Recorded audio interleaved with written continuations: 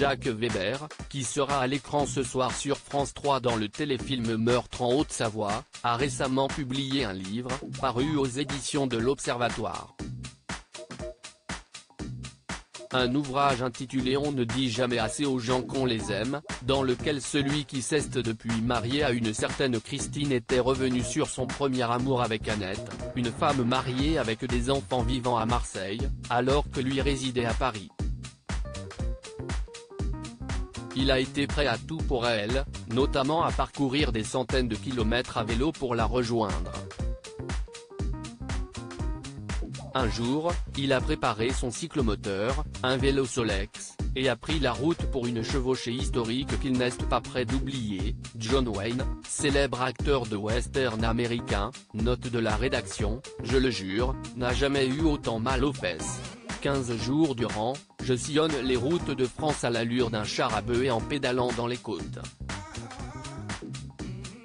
J'arriverai de Meurtry, à gare devant ma princesse. Ils passèrent ensuite la nuit ensemble mais le lendemain il fut obligé de rejoindre la capitale pour un tournage. La plus belle histoire de ma vie une fois encore, Don Quichotte avait rêvé, ajoute-t-il, ce qui laisse à penser que leur histoire s'était arrêtée là. Ce n'est que des années plus tard, il y a environ 2 ans seulement, qu'il a de nouveau eu des nouvelles de son ancienne amoureuse. Épilogue, j'ai 71 ans, je joue à Marseille, on me remet une lettre à l'issue du spectacle.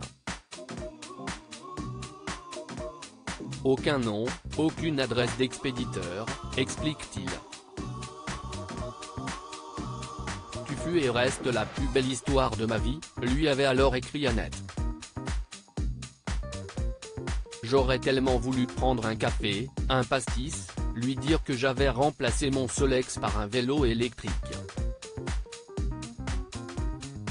Nos vieilles mains se seraient retrouvées, a-t-il ensuite regretté, en se remémorant cette lettre. À noter que dans ce livre, le père de Tommy, Stanley Kim se rappelle également de ce soir d'été où, profitant de l'absence de son mari, il a ramassé et jeté des cailloux sur les volets de sa bien-aimée, avant qu'elle ne le rejoigne.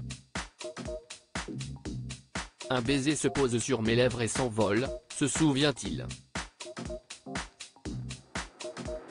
Un mauvais film, mais une jolie histoire.